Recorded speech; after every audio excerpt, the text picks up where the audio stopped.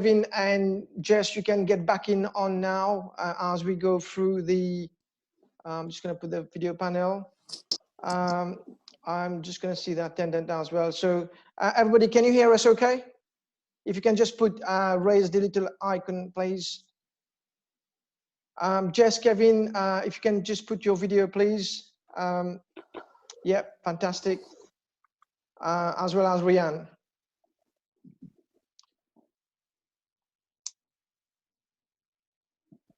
Okay, so everybody can see us. Everybody, yeah, thank you. Everybody can put their hands on. If there's any problem, let me know, guys. I'm also on WhatsApp. You've got my WhatsApp, so any problem, let me know. But I can see all the attendees putting their hands up, so we're all good to go. We're going to start now formally. We've got participants coming in still. Rian, Jess, can you see my slides? We can, yes. Yes, thanks. Okay, fantastic. So we've got the screen here. We're ready to go. Okay, thank you. All right, good evening, everybody. Good afternoon from wherever you are in the world. Most of the participants are from Mauritius as well, but I know we have some guys from other countries as well. So thank you for being here for the webinar CBD talk, which is the future of real estate. And delighted to have Jess from Broll, Kevin from KT, and also Rian from JLL. Thank you very much indeed for being here today. So just quick agenda. So we'll do a housekeeping quickly in terms of the webinar. We will also, in terms of, so there'll be part one. So I'll do an introduction for about 5 to 10 minutes. We will then have Rian as our first speaker, just to kind of set the scene. And then Jess at the back of it will be kind of elaborate just a bit on where we are and what's happening. And then part two will be more for discussion, because that's really important, is that we are having many webinars, but not allowed to answer as much question as we want. So there is a Q&A tab, which I will go through shortly as well. And then finally, we'll conclude. So we'll try to stop at 6:15. I know there are plenty of questions, but we'll see how we get on with as we go along.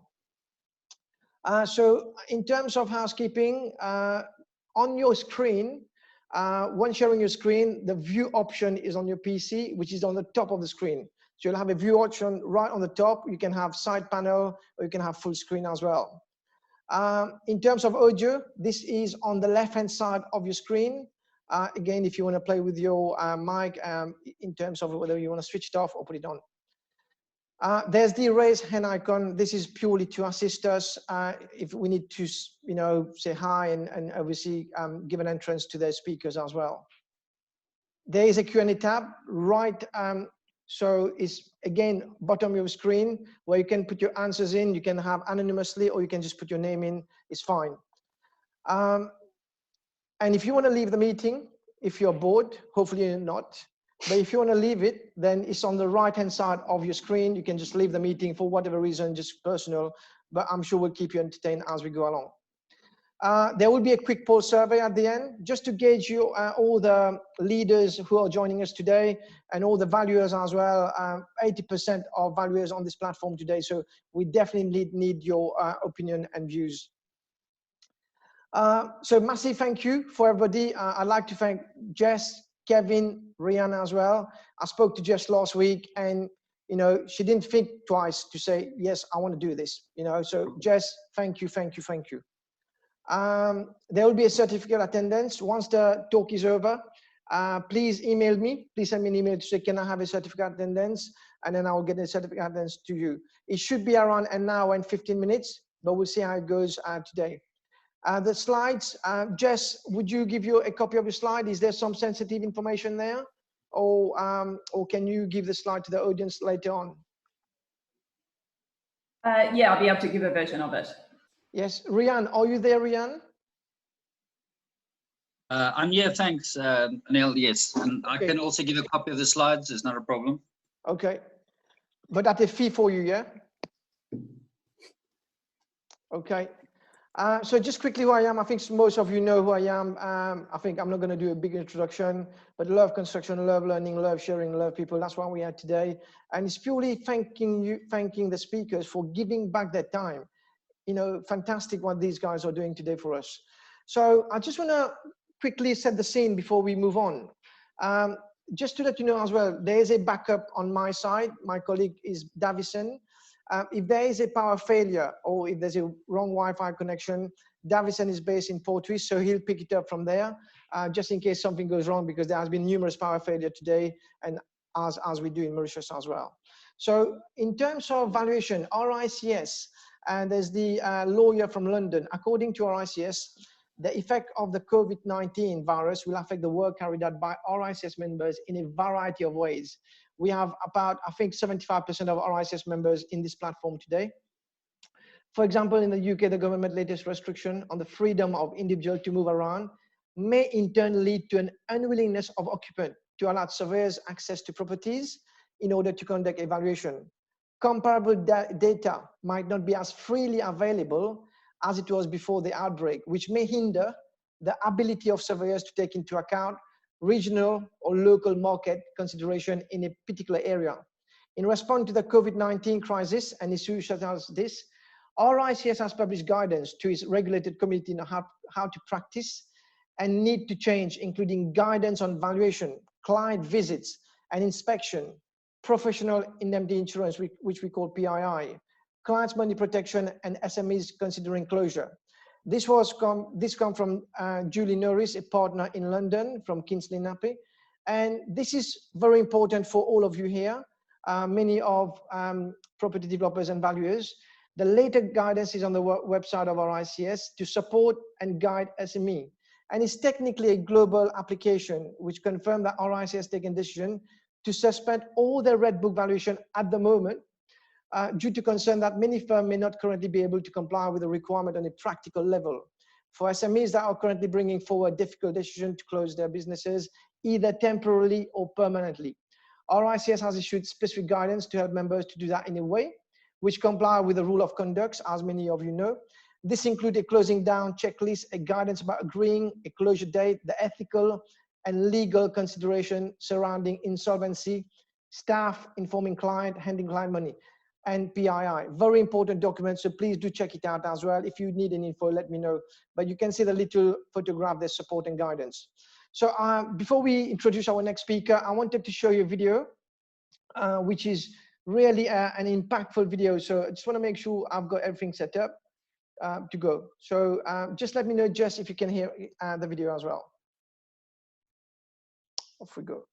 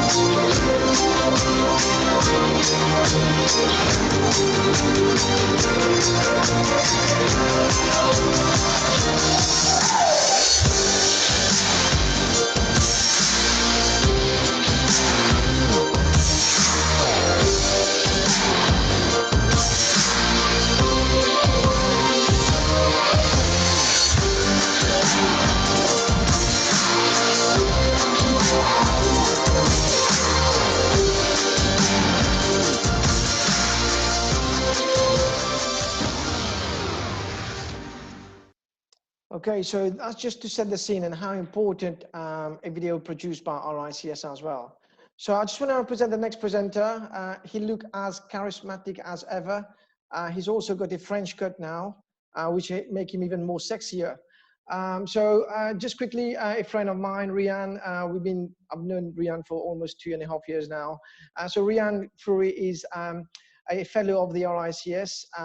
So Rian is the lead valuer for Sub-Saharan Africa and provide valuation advisory services throughout Sub-Saharan Africa, including Ghana, Nigeria, Cameroon, Ethiopia, Kenya, Tanzania, Zambia. Should I just say the whole Africa?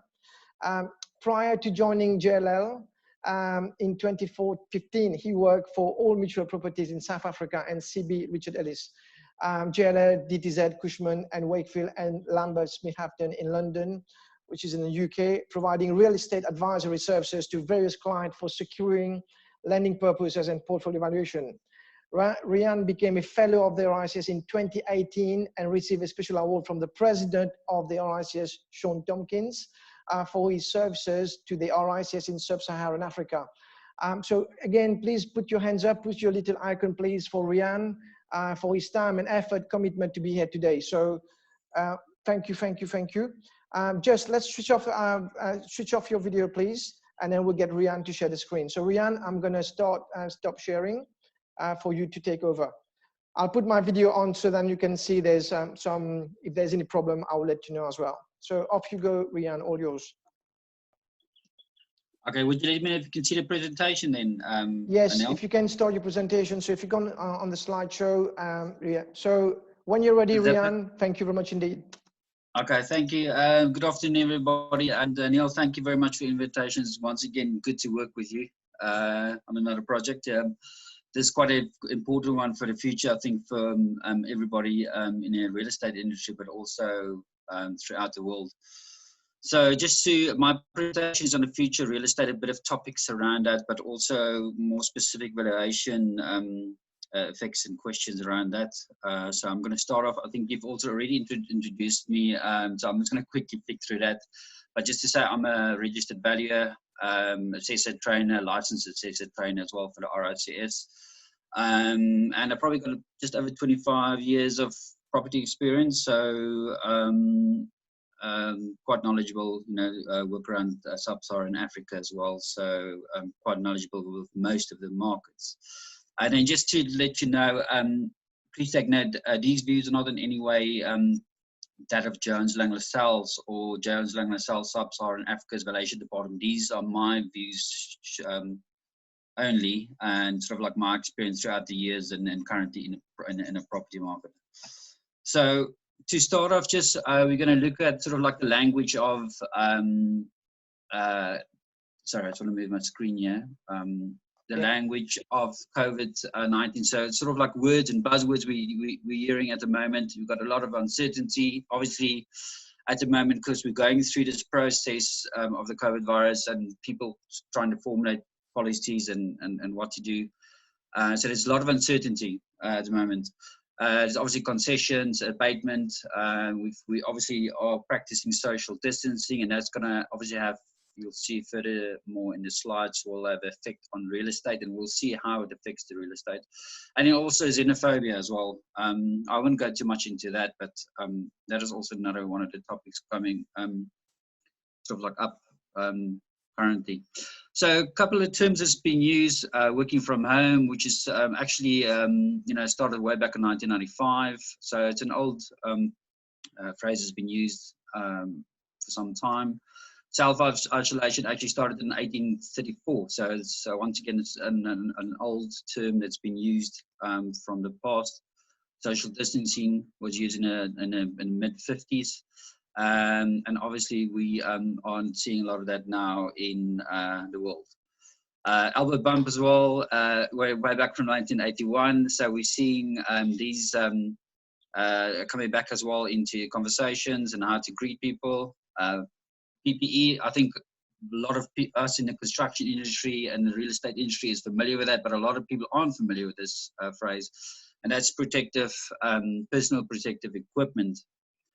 Then the coronavirus is actually dated back from the late 60s, and actually so-called because it resembles the solar corona. So once again, very old word that's been used. It's come up actually now in 2020.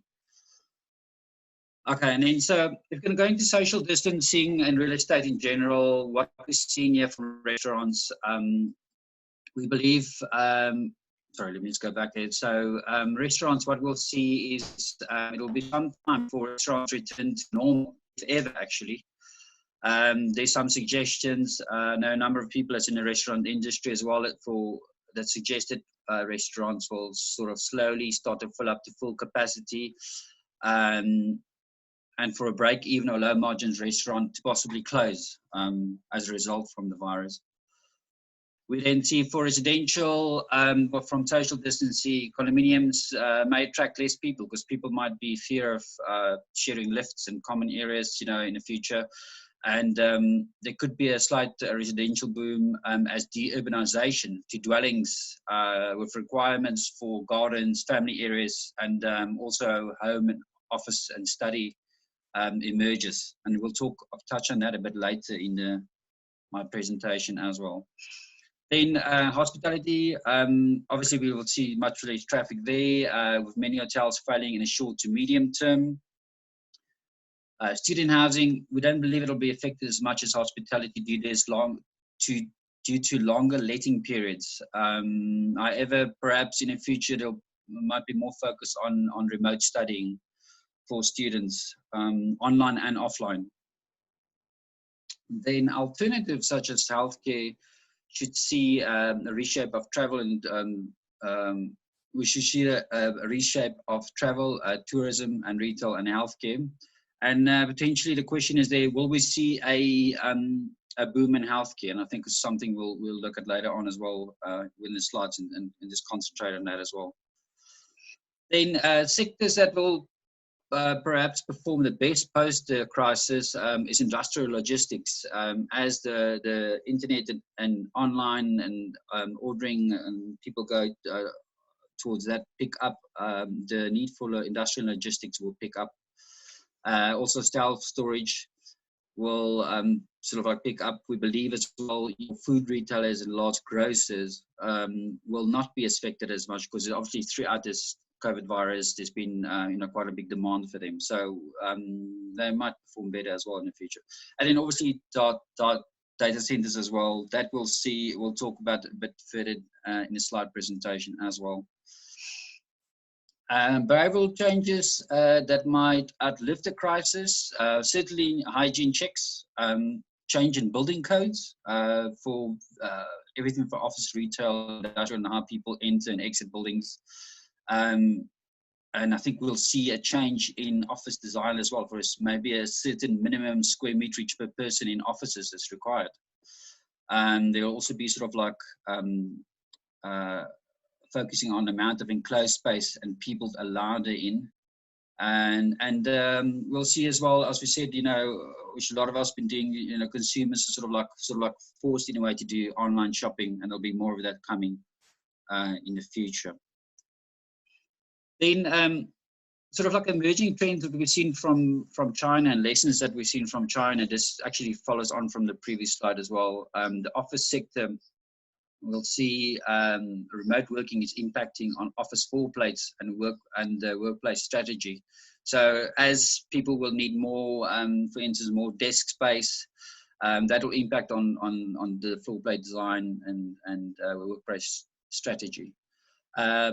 Landlords are moving towards co-working spaces and communal areas in their buildings, while office occupiers are moving to unassigned hard desks. So it's back to dedicated desks again, because I think you don't want to share a desk you're unfamiliar with who's been there. And also then team collaboration spaces and meeting rooms as well to change.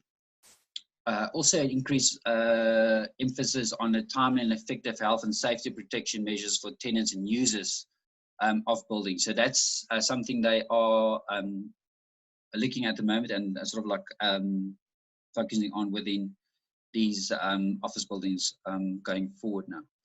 Then the retail sector, there's a large drop in China that's seen in footfall traffic. However, increase online shopping, as we said, and making provision of online services. There's greater emphasis from them on customer relationship management and also product personalization. Then industrial sector, greater demand, as we said earlier as well, for logistics space due to increase of online shopping. And we believe, well, they believe the demand will grow for premium warehouse accommodation going forward. Then data centers, there's increased requirement due to development of the cloud computing, big data, as we're familiar with from RICS as well, one of the topics, and artificial intelligence. As people move to online forums of entertainment and remote working. So therefore the increase for storage, computer storage, data storage in these data centers. And just another slide for continuing on lessons from China. The hospitality sector, well, typically your hotel service quality and cleanliness will be a massive importance going forward. We believe there's going to be a drop in occupancies with the leisure hotel seeing closures. That's what's come through from China as well. And then residential sector, home office study areas and residential properties to improve, and future buyers will consider dedicated office study areas when purchasing. So we believe then as well, or they believe as well, that residential developers will consider adding this in addition to their designs and going forward to make provision for these additional office and study areas, and also garden areas and that where families can come together and you've got more personal space. So potential shift out from there. And then smart delivery systems to residential sector, to the residential sectors, but most probably to all sectors to improve going forward. Then within South Africa, and apologies, these things change daily, so it's but sort of the latest information I have, the Property Industry Group, which is formed by South African REIT Association, South African Property Owners Association, SAPOA, as many of you know it as well, and the South African Council of Shopping Centres has actually formed a collective known as the Property Industry Group. And from what they've actually said, is from April and May 2020, retail landlords will offer relief in a form of a rental discounts, where rental will be waived partially or fully. And I think the percentage they're talking is about 15% to 100% being waived, depending on obviously the tenant. And interest-free rental deferment. So the deferred rental will be recovered over 6 to 9 months from the 1st of July 2020 onwards. Rental includes obviously your rent, operating cost and parking rental, but excludes all rates and taxes recoveries and utility costs recoveries, as well as insurance, which all tenants will be required to pay in full from April and May 2020. Just to note that some leases actually states that the landlord does insure. So just to make sure what the lease says, because so in some leases the landlord insures and pays the rent. So to take care of the lease terms within each person's which company's lease. And then I think what we South Africa got to sort of like look at as well. Will landlords consider commercial lease concessions? Will it be a single policy across for all tenants or just for non-food retailers? Because obviously your food retailers are not suffering at the moment that much, but your non-essential good retailers, will they get sort of like a more discount, or will this change going forward?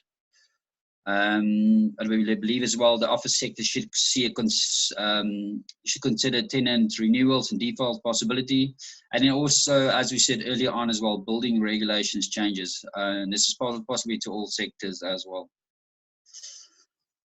So here I've got an example of sort of like a case study for example of what's happened since the announcement. This was actually on the 23rd of March, the announcement. So this is an office property that's situated in Durban, South Africa, on the East Coast. And this is actually an announcement that happened. So what you can see from here, and I've got the rand in the left-hand side, and the Mauritian rupees in the middle. So it was acquired for 125 million. The initial bids were received at 125 million.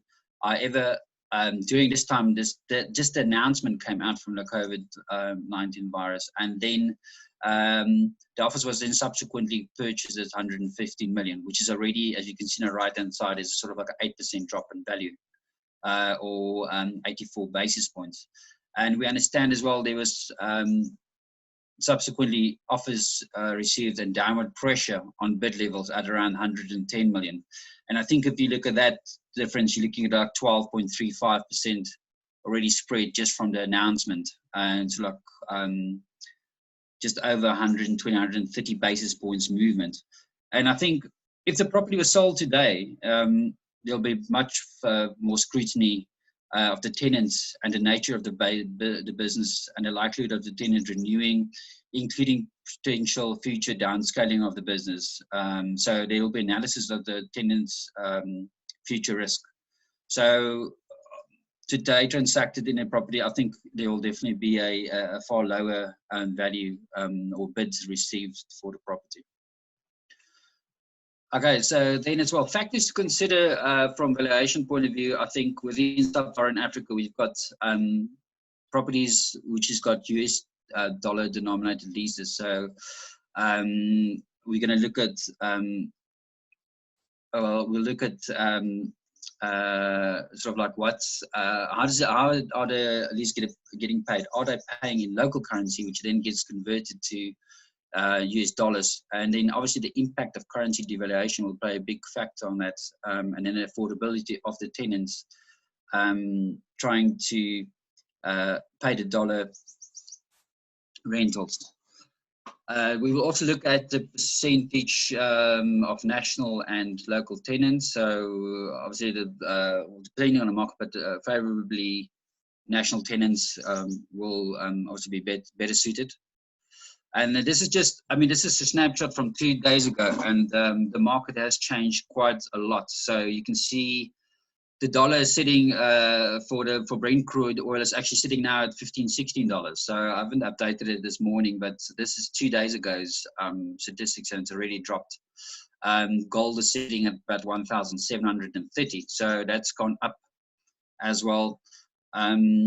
And then currency movements as well, this has also changed in the last day or two. South African rand as well as just over 19 rand to the dollar.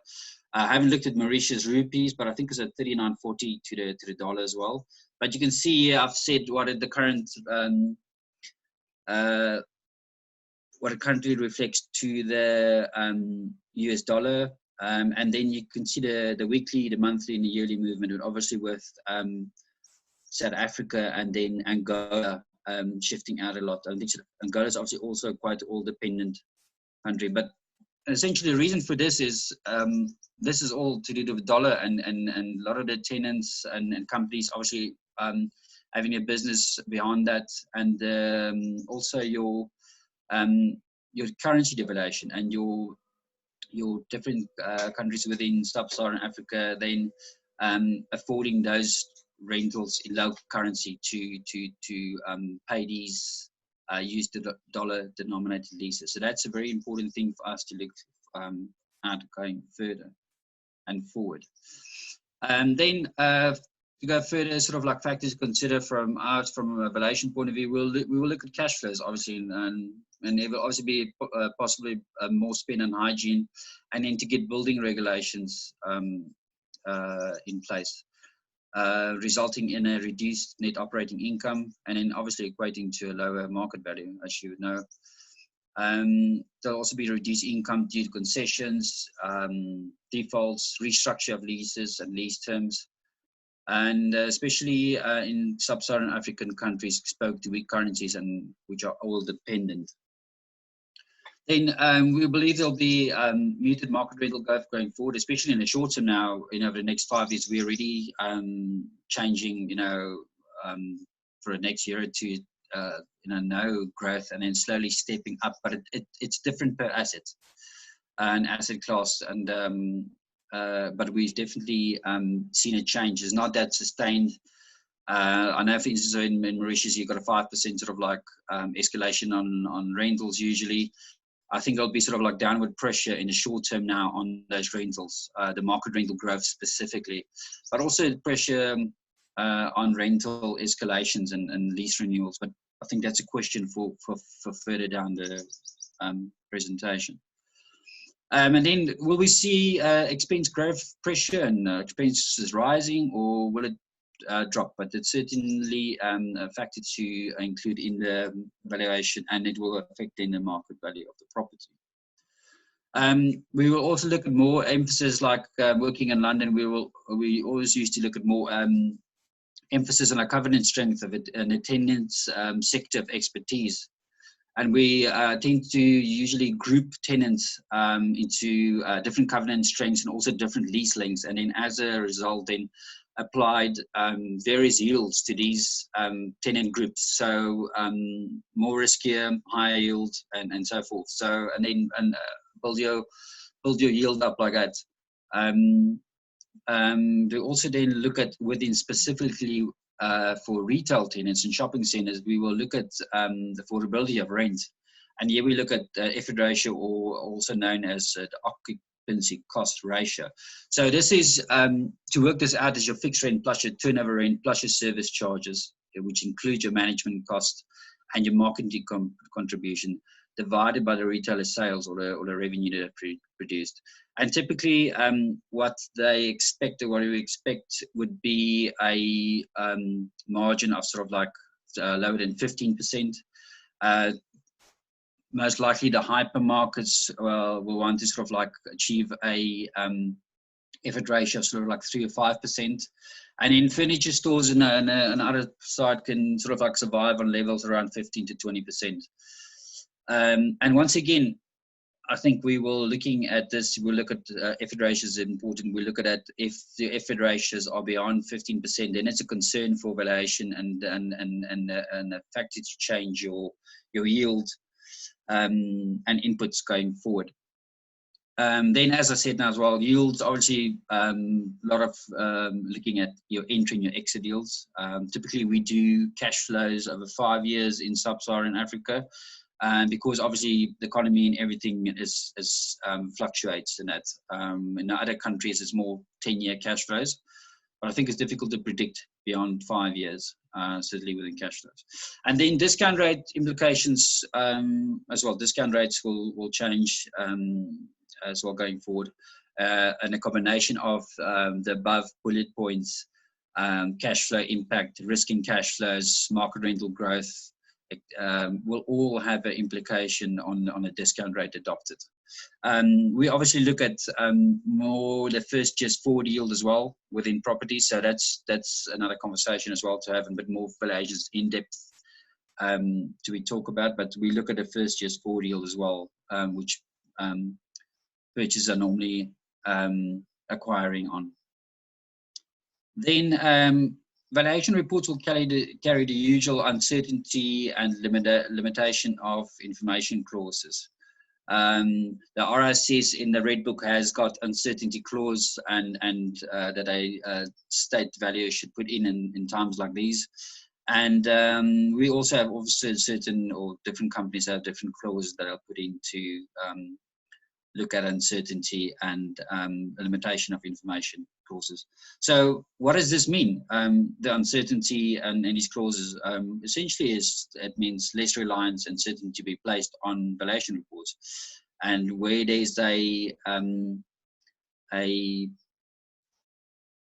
when there's a tenant looking to acquire a property for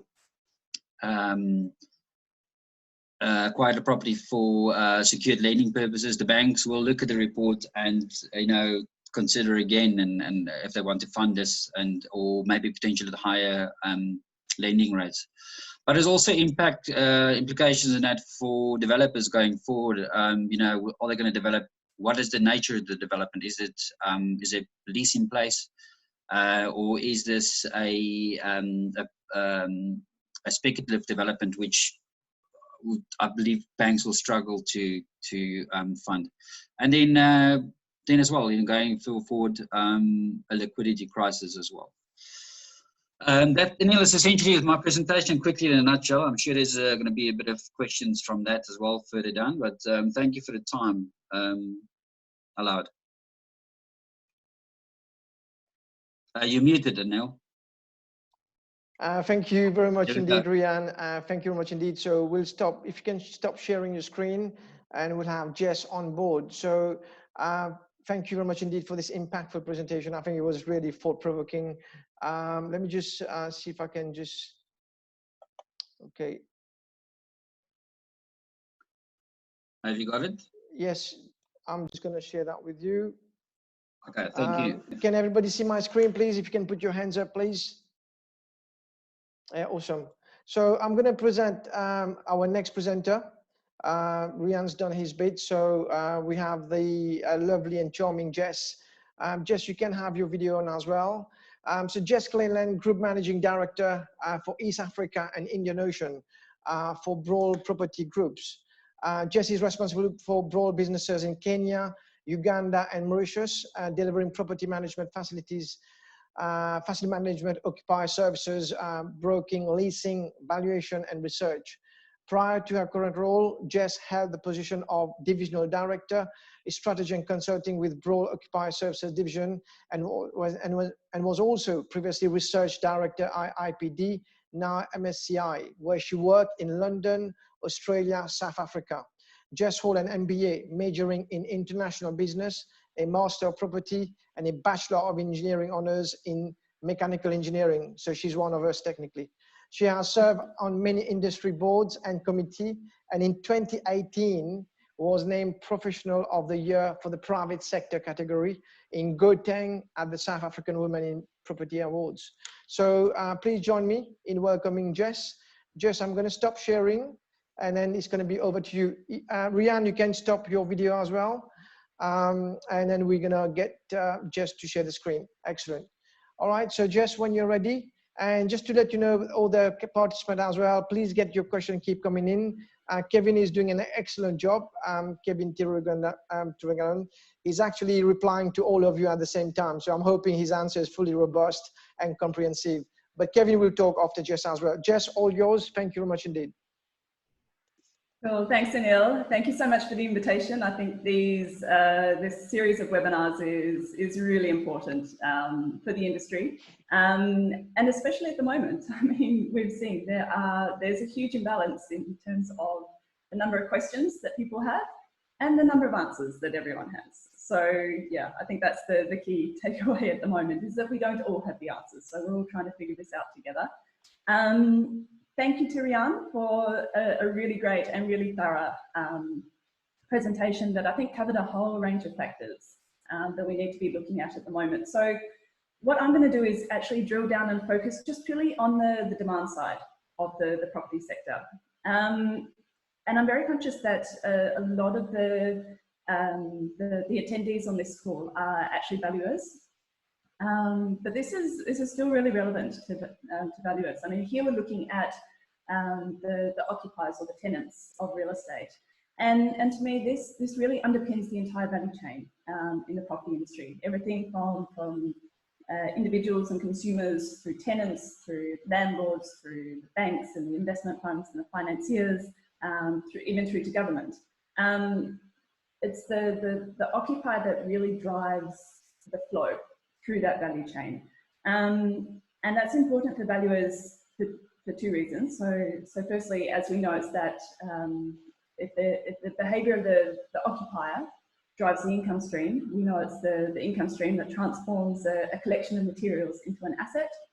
And the second reason that an understanding of the behavior and the decision-making processes of occupiers at the moment is so important is because we don't really have any transactions on which to base to pin down what is the market. So we're going to have to sort of take a step back and understand the drivers a bit more. So what we've done at Cushman & Wakefield Broll in our Occupier Services Division is put together sort of a roadmap for the users of property that addresses the sort of issues that they're facing, and it gives them a guideline on how they can get themselves through this crisis. So we've got it stop, reflect and go. And after some truly unprecedented weeks in that we've never seen this before. This isn't a once in a lifetime crisis. This is a once in a two lifetimes crisis. It's marked the start of a new way of living and working for the foreseeable future. And it's not to say that you know, suddenly we've invented a completely new way of working. What it's done is actually accelerate changes that already existed. We've always been able to work from home, well, for the last, you know, 10, 15 years. We've always been able to do, you know, video calls. It's just now there's this sudden mass adaptation that's reached a sort of critical mass and this tipping point to be able to structurally change the market. And so it's crucial that we consider the key operational and the real estate challenges that we will face. And it's that link between operations and real estate that's going to be really important. And that link can be in the form of a lease agreement, in the way that tenants use their property, in the way that buildings are managed. So that's really important there. So the way that we've structured this roadmap, so to speak, is to try and help tenants and users of property answer the question. So firstly, where do you start? You know, none of us have dealt with this before. What do we need to do immediately? What do we need to be doing today? At the same time, what do we need to be thinking about for tomorrow? And then taking a longer term view, what do we need to be thinking about for the future? What is the world going to look like after this? So where do we start? So as with a lot of things in life, and certainly in times of crisis, sometimes the best thing to do is just pause, take a deep breath, and really take a holistic view is what we're encouraging people to do. So don't just jump suddenly to non-payment of rent and suppliers and, you know, cutting your workforce and so on. There's a lot of options that you have. There's a lot of tools that you have. There are a lot of strategies and opportunities. So, you know, don't just rush into something. So in this pausing phase, there's really two things that you need to get out of it. So the first is internally. As a business, what are your priorities? What do you want to come through this with? You know, what are your sort of guiding principles in your decision making? And that could be anything from the way that you look at your service lines, your territories, how you treat your workforce. You know, make sure that you very clearly define that first. So that's the internal answers that you need to get to. And then externally, you need to look at you know, what is the situation that we're dealing with? What's happening in the market? And this changes on a daily basis. And here what we're doing is really encouraging scenario planning. So, I mean, I personally, I don't even look at it as, you know, best case, worst case, middle case. There's almost five. There's best case, there's good case, there's average, sort of middle road, there's a bad case, and then there's the worst case. And as tough as it is, you actually have to be planning for all five scenarios. Then you need to review every aspect of your business, you know, every element of your operations, every income line, every expense. What are your critical projects and you know, say real estate transactions that you have live at the moment. These really need to be scrutinised so that you know exactly where you are, and then start challenging them. I mean, don't assume that anything is off the cards. And the way that we're looking at this here is, you know, that it's not just money that's a factor. So really, time equals money and money equals time. So when you're challenging things like the commercial terms in your lease agreements, and we'll talk to, I'm hoping we're going to talk to that in the panel discussion, because that's a whole conversation in itself, and we've got a whole sort of set of options that tenants and landlords can be implementing there. You know, if you can't play for money, play for time. So that's the advice there. And then finally, accelerate. As I said, time is important, and as much as you're playing for time, in some cases there are other elements that are very time sensitive. If you have transactions that are in flight, you know, what can you stop? What is in your control? What are the sort of high risk but controllable obligations within, say, your lease agreement? And then the other things to really accelerate are your stakeholder management and communication, as always. So to then go on and answer the three questions: what are we doing today, what are we doing tomorrow, and what are we doing in the future? So from here, I've only got 3 slides. And today is, what are the immediate things that you need to look at? And for most people, and certainly for us, it's your people. You know, how do you ensure the health and safety of your staff, of your clients or your customers, but also the general public? I mean, as real estate professionals, we're often tasked with the responsibility of managing public spaces, whether it's shopping centres, office buildings that have users. So we have that obligation, that responsibility to keep people safe first and foremost. And it's looking at, you know, your entire operating procedures and how are these going to change, and can you accommodate that? So for instance, for office users, you know, do you have a business continuity plan that allows you to immediately, seamlessly switch to working from home? For retail tenants, you know, are you able to, do you have the capacity and the capability to work with a delivery service? And can you keep people safe while you do that? It's not just can you do it, it's can you do it in a safe way? And then similarly on the industrial side, you know, this whole logistics and online distribution is key. So, you know, do you need to, like, we're suddenly seeing that these are the users who are suddenly expanding their need for space. And then it's also looking at things like your projects. As I said, what are the controllable and the uncontrollable elements? I mean, things like supply chain disruptions, labour shortages. It's, you know, some of these you can control and some of them you can't. And what are your imminent lease events coming up? Do you have a lease expiry? Were you supposed to be moving office in the next month or two? You know, what can you do now? This is something that we've been facing all along the way. So yeah, so that's the sort of immediate ideas about how to get through today. And I must say that this is just a very high level. So in the full report, and the way that we've been working through this with our clients is that under each of these, we have dozens and dozens of ideas and strategies and opportunities and questions that clients need to be asking themselves to help them step through the process. Okay, so once you can continue your operations on day one, it's about what will you do tomorrow, and how will that change, and how will you manage that going forward? I mean, speaking, you know, from personal experience, like we can see that things like the way you manage your facilities, it suddenly has all these new requirements. The hand sanitizers, we're procuring the thermal scanners.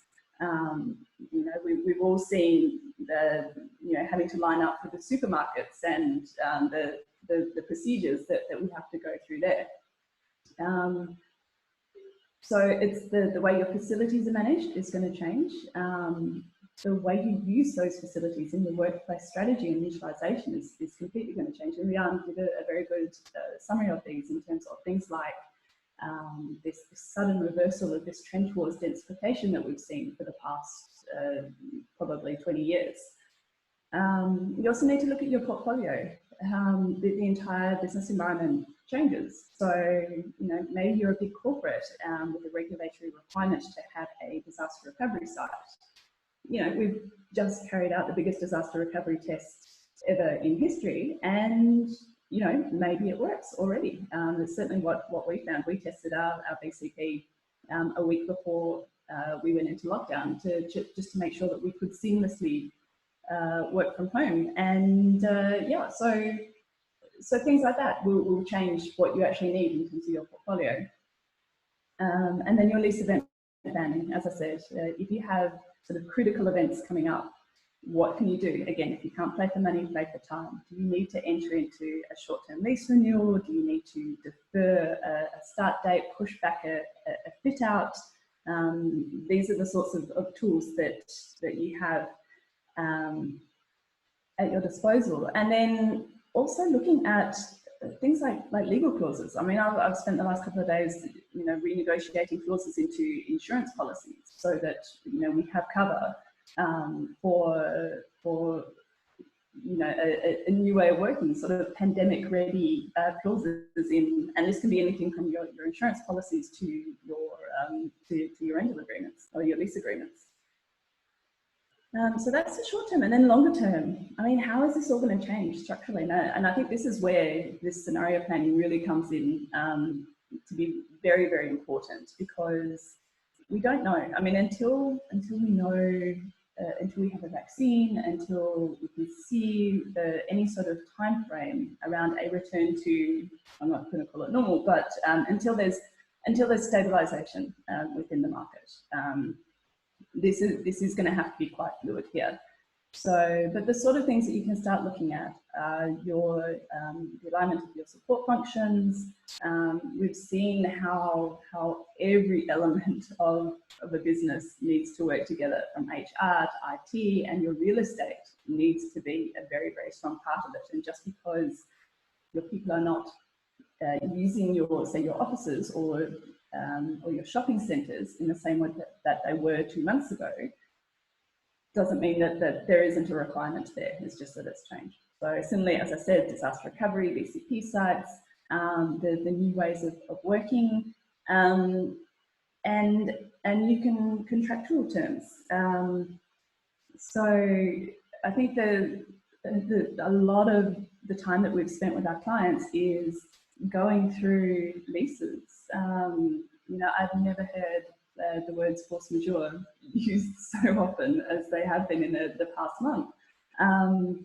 And some leases have them, some don't. In some jurisdictions, whether you have it or not is irrelevant, they still apply, and it's the sort of thing that people are now going to be thinking about and having that flexibility. And I think this is sort of what underpins this entire slide, and I'm going to circle this back to where I started with this slide, is that this is where you really need to build in flexibility, because whether this is a 6-month change, whether this is a 2-year change, whether this is a structural and fairly permanent change, we just don't know at the moment.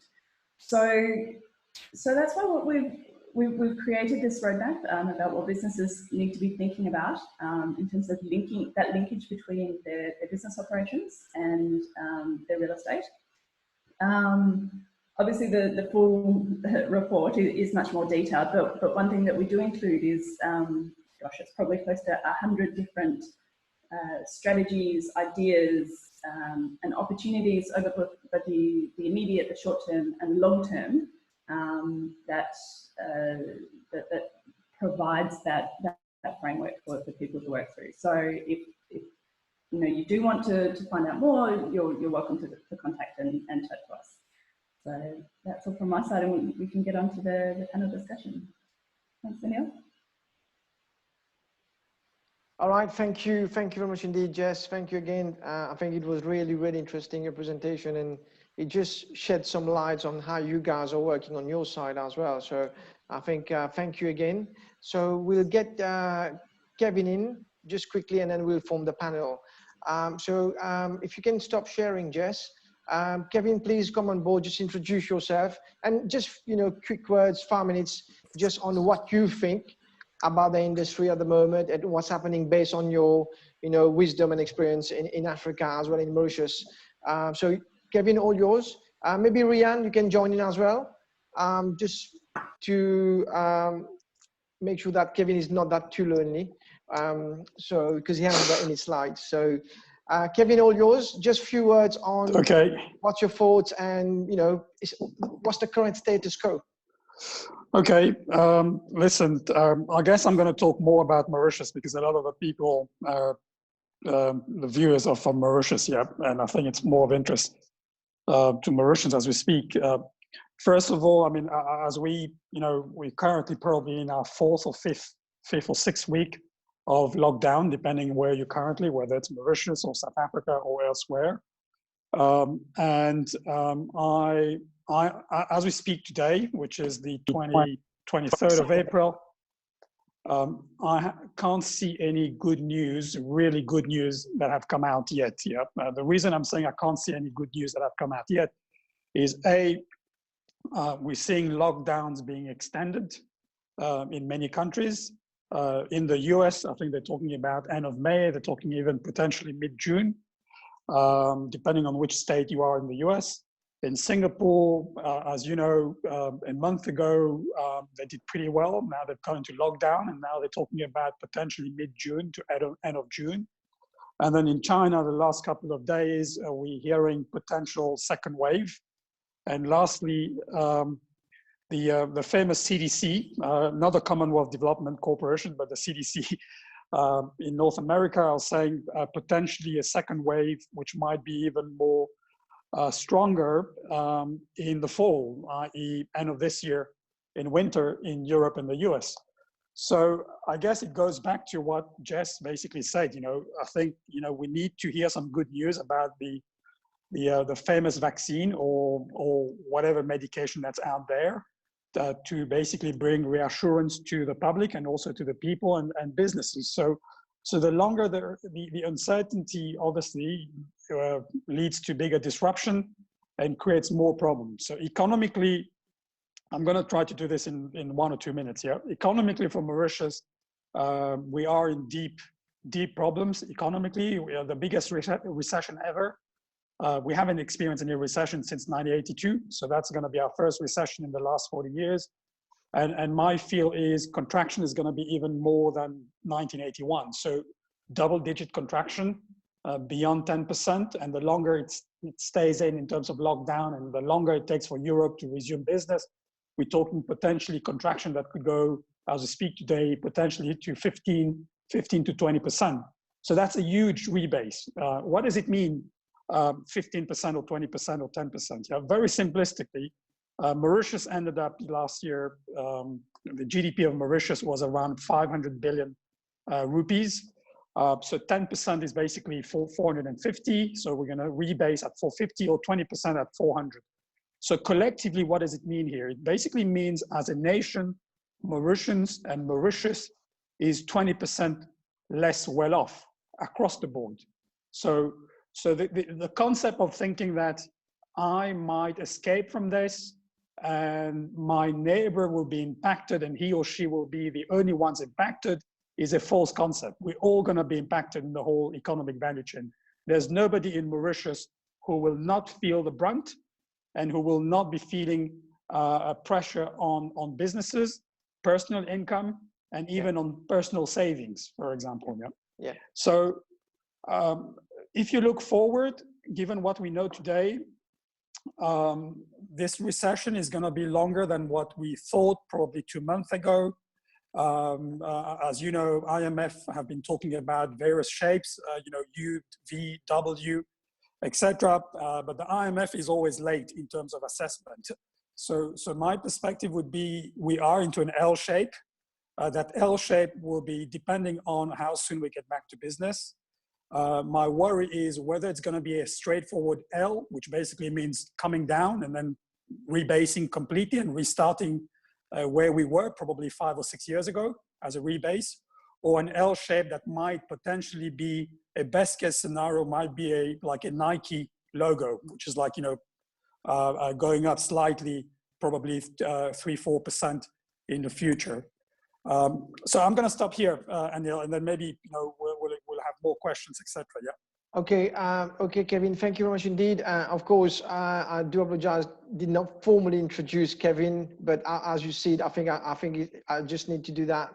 As you know, Kevin is a BS in economics, MBA, MS in finance from Leicester. I mean, everybody's seeing the screen as well.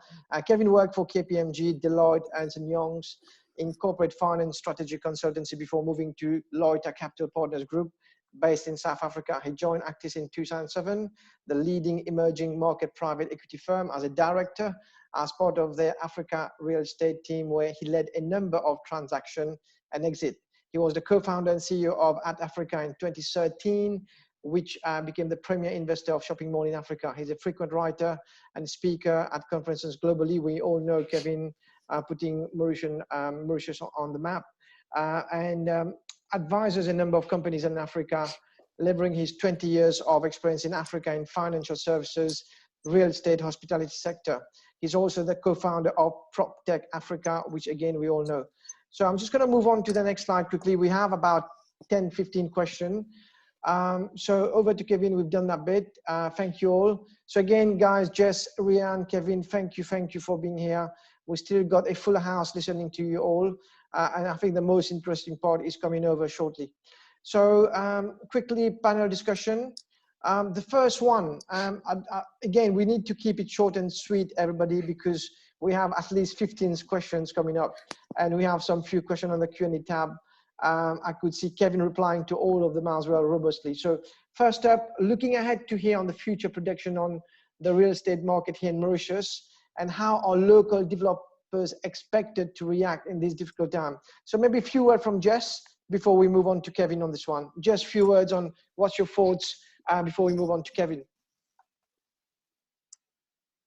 Yeah, I think for this, I think Kevin's initial comments really sum it up in that, you know, everyone is going to be affected here. So there isn't going to be any escape. If we look at the real estate market, and I think this is also going to lead into one of the future questions, is that one of the key factors driving the responses is, or the reaction of each sector, is the issue of density. And Rian also touched on it quite nicely in his presentation as well. And when I say density, it means different things for different sectors. So for the office sector, for instance, as I said, we're probably going to see a reduction in the densities, people moving sort of further apart, this whole like hot desk thing not being quite as popular as it used to be. The retail sector, I mean, densities are so important when you look at the density of catchment area. Densities when it comes to residential, the sort of premium that people apply to have some space. I mean, to have a garden or a balcony or something at the moment and not be living one on top of each other is really a game changer. And I think those are the sorts of changes in behavior, and this is again linking back to my earlier comments, is that it's the changes in behavior that are going to drive how the developers are going to have to react. Okay, all right, thank you. Kevin, quick words on that before we move to that question, Kevin? Yep, I guess the question is around local Mauritian developers. Yep, typically the development scene in Mauritius are driven by big land barons, typically, you know, ex-sugar companies, etc. I think there's going to be pressure, obviously, because the issue is going to be, what are we going to build? And because everybody's going to be, will be sitting on tight cash flow, you know, and I think we're going to see hold on a number of projects locally on the island, because some of the groups might recanalize money to other things, you know, for example, rescuing existing businesses, for example, rather than starting a new development from scratch. You know, an example might be hotels. Yeah, I think it will be crazy for somebody to go now and build a new hotel from scratch. So rather rescue your existing portfolio, for example. The other thing as well is when you look at local developers, you've also got other smaller developers. They also will be under pressure, because I think it will be very unlikely that banks will be providing money as they used to, because banks themselves are currently in a position where they need to rescue existing clients. You know, so the longer this takes, the longer the squeeze on liquidity will be, and the longer that squeeze on liquidity, which means basically there will be less liquidity for new developments. And then more so, I think, because we're talking about a pre-COVID, post-COVID sort of new paradigm, new world, the banks would be willing to understand what that new world means. For example, am I going to fund something which might be irrelevant which was probably relevant 5 years ago, but might be irrelevant today because we're talking about social distancing. We're talking about, for example, flexible office buildings, etc. Yeah. Okay. All right, Kevin. Thank you very much indeed. Rian, maybe you want to touch on that. I could see you were eager to get on it.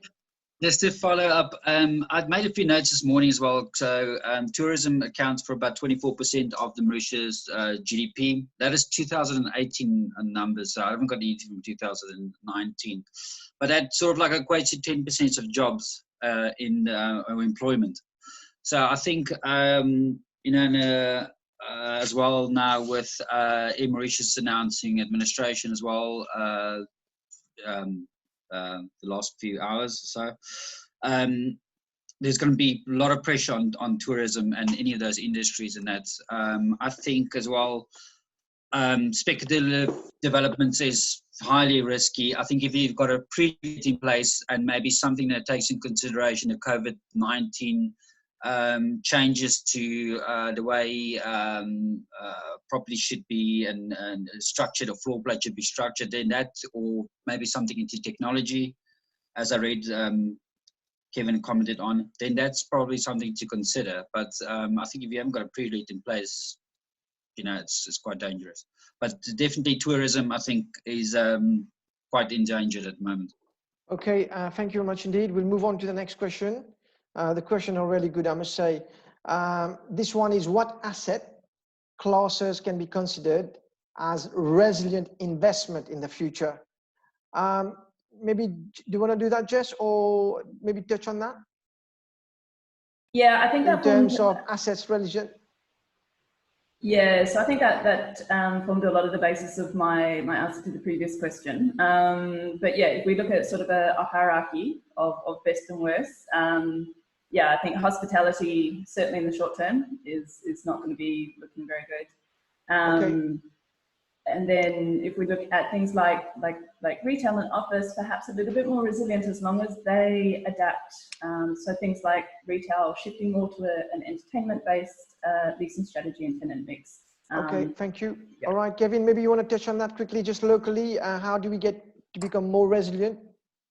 Yeah, I guess you've asked about existing asset classes. So, the first thing that came to mind was not even real estate, it was basically gold.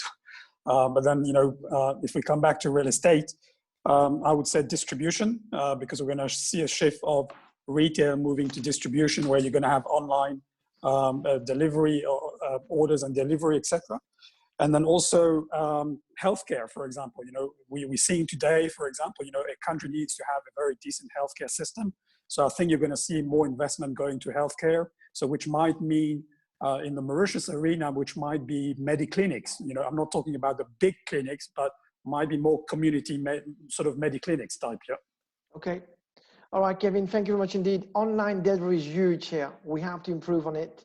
And obviously I'll talk about that on my small little anecdote on online delivery during COVID. Just quickly on this one, the coronavirus is expected to have a lasting impact on property, especially the way properties are designed. What are the main changes expected in the office, retail, residential, hotel, and industrial sector? Maybe Rian on that, maybe you can just touch a few words before we move to the next one. Yeah, no problem, Neil. I think we spoke about it a bit in my slides as well, and I think it's going to be around.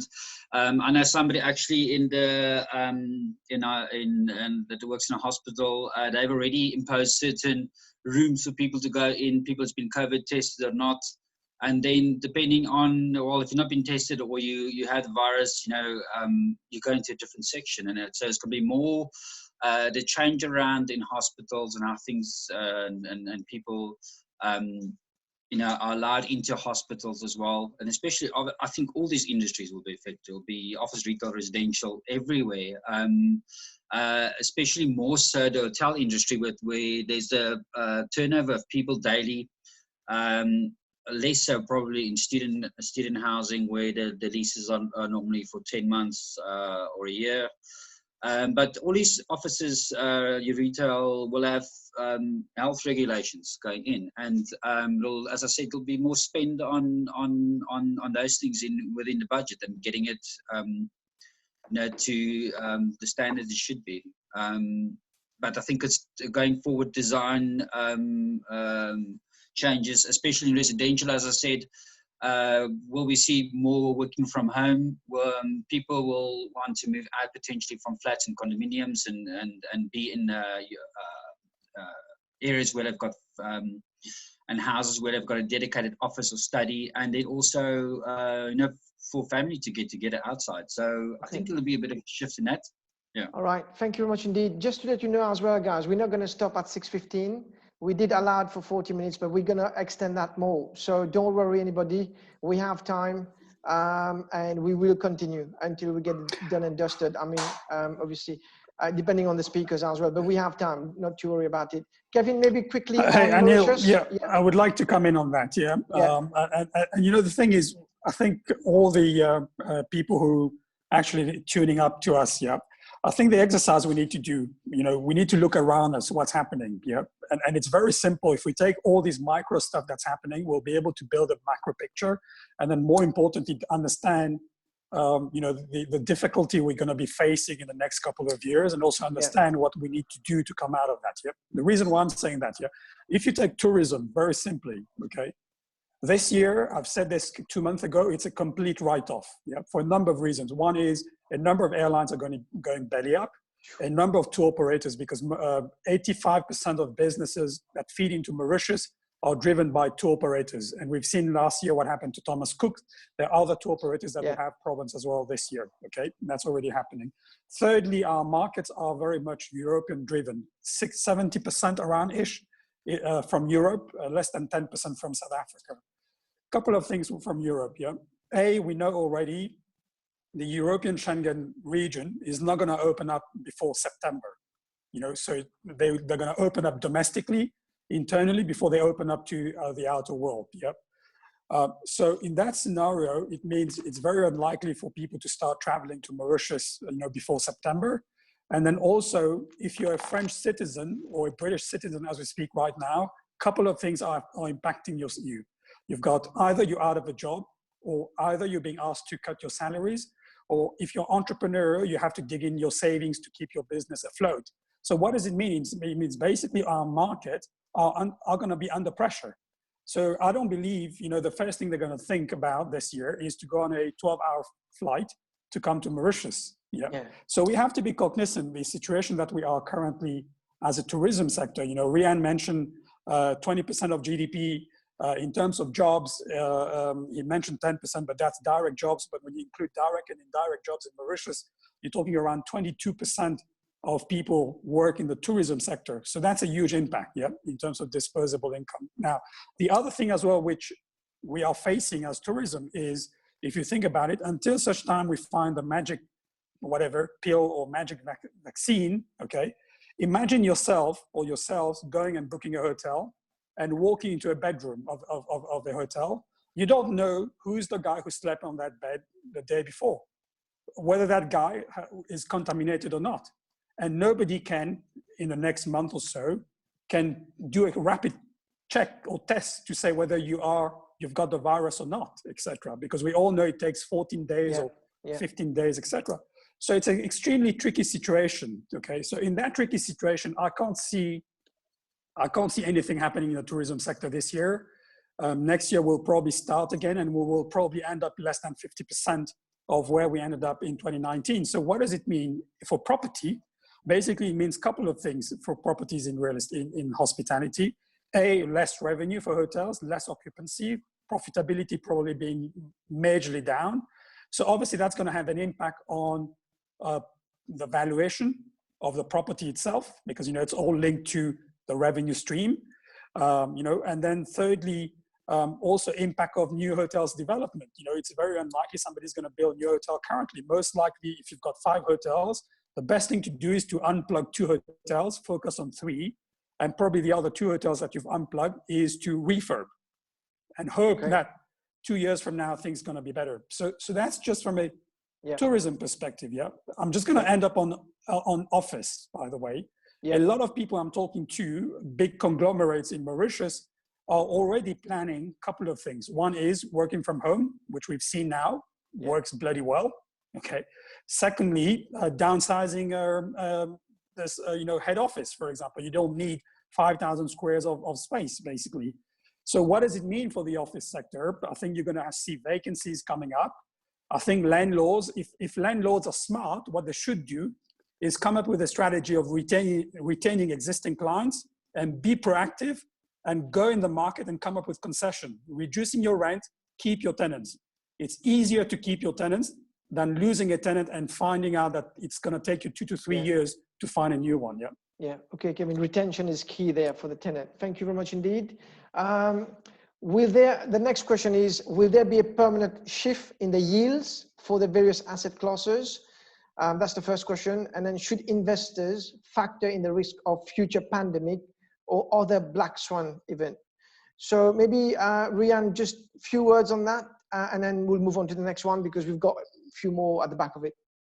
Yeah, I think it's a tricky one. I mean, there's gonna be, I think, a gradual. I mean, it'll be a drop in yields, and I think it'll drop, quite low before then coming back up again. And things stabilize.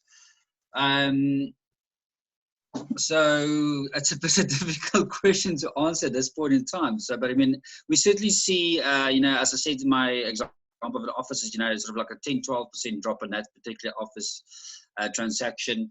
There will be a pressure on shopping centers and that as well, obviously, with certain tenants asking for rental concessions. So, and that affects the cash flow, as we know. So, and as a result, your entry and your exit yields will be affected. Okay, Jess, yeah. Thanks, Rian. Jess, maybe quickly on that, maybe if you do want to just touch 2 words on that? I'm certainly not going to talk about yields any better than Rian did, so I'll leave that one for him. Okay. Thanks. All right. Thank you. Just to add on to it, I think the second part of the question, Anil, should investors factor in the risk of future pandemics well, I think there's a couple of things, like we said as well. When I actually took out that slide on force majeure and act of God, those things, you should look at your lease, and that is one of the questions as well has been answered. The lease specifies anything like that. Have you got a rent holiday that you can, or certain things that the lease actually stipulates that you can fall back on? But what we've seen here in South Africa as well, like I think some of the holders of property have actually got insurance for if the tenants don't pay rent, there is a rent payment that will last for a year or something like that. So there is insurance policies in place as well. That will be taken into consideration. But I mean, as it takes longer, there'll be more pressure on yields as a result. All right, thank you very much. We'll move on to the next one. Question for Ryan, this one. Are we going to see a rise in turnover leases post-COVID? If yes, how will this affect the valuation of assets? Yeah, I looked at this question this morning as well. I don't think there's going to be a rise in your turnover leases are typically reserved for your anchor tenants. So I don't think there's going to be a rise in turnover leases. I think it's going to be difficult for all those those tenants to actually achieve anything above. So you'll see your turnover will be less. That you actually and what we look at from a valuation point of view, we normally model that for a year. Turnover, because it will change year on year. So less turnover, and then essentially less, bigger effect on market value, and reducing in market value. Yeah. Kevin, maybe a few words here in Mauritius. What do you think? If you okay with that? Yeah, I guess, I'm going to talk about this, obviously over the last week or so, there's been quite a lot of mails and letters flying around, especially for the retail sector. There are shopping centers in Mauritius, for example, and it's very simple. Yeah, if we rebase our GDP, like I said before, it might be anything between 10 to 20%. So the question I have for the people listening is, if I were to tell you, we as a country, we're going back to the GDP of 2016. Okay, so how can you continue to apply as a landlord the rental of 2020 for the business of 2016? So I think the answer is there. If you've got logic and you've got sense, you need to do what you need to do. And here, I think in a longer recession, and we're hearing every day, even the World Bank and IMF are talking a recession which is the soft like of depression of the 1930s. Okay, I can't see landlords sticking up with their current rental agreements they will have to make the effort and meet everybody halfway, or else what's going to happen, they're going to put pressure on tenants. Tenants are going to go bankrupt, and it will take them 5 years to find new tenants who've got solid track record. So if you are a sensible landlord, you make the right decision now. You meet your tenant halfway, and there are various ways of doing it. You can either reduce your rent, or you can go with a fixed variable. You know, you've talked about turnover lease, etc. You know, there are various ways of skinning the cat. But the bottom line is, the rental of 2020 that you had in mind doesn't work.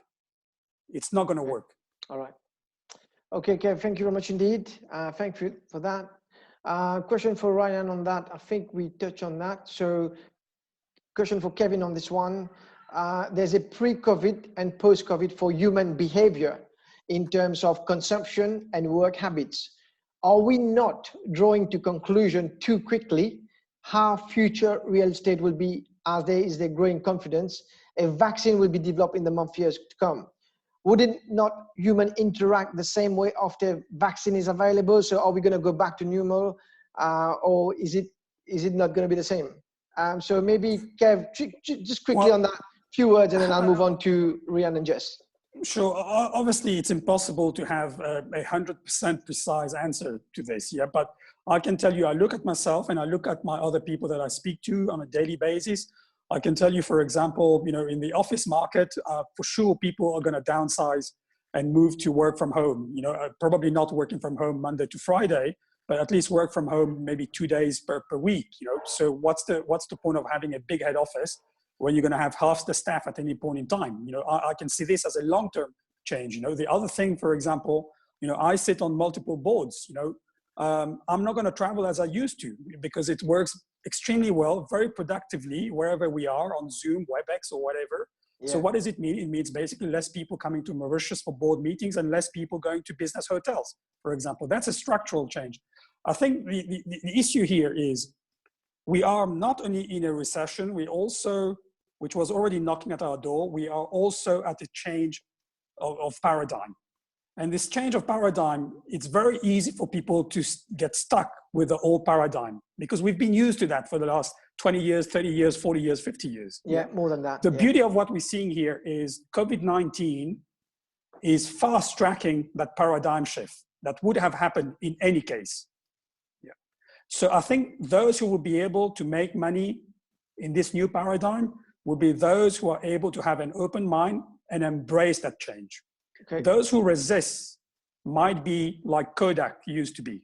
Yeah, exactly. Ryan, just quickly on that, because I know, again, maybe a few words from you as well, but a very good point there regarding Kodak. Yeah, I don't think it's, you know, we're not coming to conclusions too quickly. You know, the fact of the matter is people are dying. You know, it's, I mean, this might be the first, how many waves of this virus is going to be? What precautions are they're going to take within buildings, you know, everywhere, you know, every type of property? What are they taking precautions? Because you can't just leave it, you know, it might be resurgence of it. So I think if the vaccine has become available as well, I mean, I don't know if the governments are reporting the true numbers. You know, I think there's a lot of rural areas and things like that, you know, which the numbers will probably increase. So I don't think people will act in the same way after the vaccine is available. Yeah. Jess, quickly. But I think, Anil, I just want to add one thing, yeah, and I think it's important that we all reflect on that, yeah. Just think what we're currently doing as we speak, yeah. We've got 105 people currently, yeah. Previously, you know, before COVID-19, we would probably be sending invitations to get to a hotel for a workshop, yeah. Now, post-COVID, I'm not sure whether we should go back to conferencing in hotels. Maybe some, but not 100%. So that's a structural change. Yeah. And Jess, a few thoughts on that before we move on to the next question. Yeah, absolutely. I think we've seen that, you know, what do they say? It takes 21 days to form a habit. And exactly as Kevin just said, you know, we've been forced to sort of embrace these things like webinars and video conferencing, and we can show that it can work. But at the same time, this whole experience, I think, has really highlighted to us, even as individuals, what is it that we really value? I mean, we're all missing, you know, our friends and our family and being able to go outside. And I think that's where real estate has sort of a role within society to provide that that place of community, and what that means will be something different after than it was before. Thank you, Jess. I think we've touched on tourism and things like that. This one is really good one, coming from a trainee chartered surveyor. And this is a typical, possibly APC question as well, at the end, right at the end. So I'll go with Rian on this. Rian, if a student is looking forward to join the valuation sector, keeping the current crisis in mind, would it be the right move with regard to future placement career-wise? Are we going to lose a pool of talents here, just like we did in 2007, 2008, where all the construction guy moves away?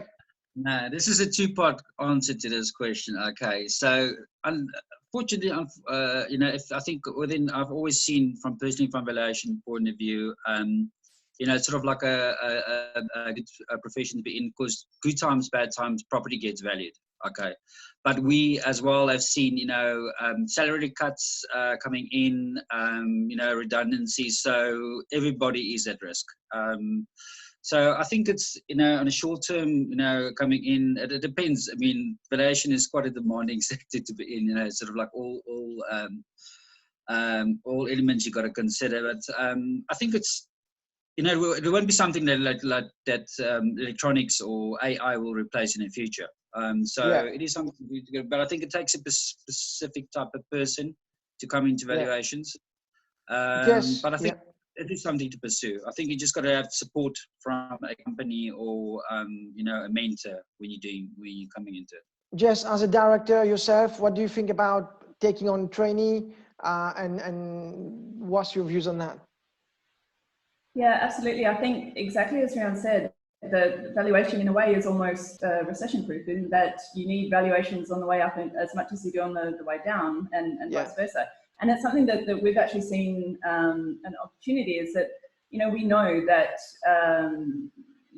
you know, once we get some sort of market stability, what's going to be really important for owners, for investors, for banks, is to understand what is the new value of their portfolio, because it's certainly not the same as it was before. So I think, yeah, once we get stability in the market, there will be a huge demand for valuers. We're already seeing, you know, demand for modeling of different scenarios, of desktop analysis, and so on. So at the moment, everybody's just crying out for information, and valuation is a very important pillar of that. Kevin, your thoughts on that quickly? No, I've got other questions for you know, added question to that. You know, I think in this world, you know, no jobs are secured, you know, in this new paradigm. The reason I'm saying this is, if you look in the financial services sector, there used to be a day where stockbrokers were making lots of money as humans, and then they got replaced by bots, basically, because bots are able to take data. Valuation is all about data. So if Google is currently capturing all the data, my question is whether Rian will be replaced by a bot in the next 5 years. I hope not. No, I don't know. No, I don't know. I think you need that personal interaction, you know, and deciding things. And that is, you know, collecting data, working through things. I think you're still going to have it. That's an interesting question. I think we'll schedule another conference in 5 years' time and check it out. All right, so we'll be back on Zoom number 5 in 5 years' time. We'll move on to the next question quickly. This one, I copied that with the emoji as well. Again, we'll just see if we've covered that. Heinil, would it be grateful if you could relate a question on the impact of the present and future economic situation on rental values? Are we expecting upwards or downward rent review in the future? So I want to just touch on the rent review.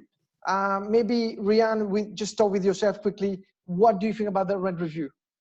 Rent reviews, in London, rent reviews was always upwards and downwards, you know, depending on economy. I think a lot of the countries has got upwards only, you know, so it depends on the lease, how it's situated. But I think, you know, landlord tenants going forward, there'll be pressure on landlords for saying, well, you know, I can't meet my rental obligations and everything. We've seen it, I think, a year ago already in South Africa. You know, there's already been pressure on rentals.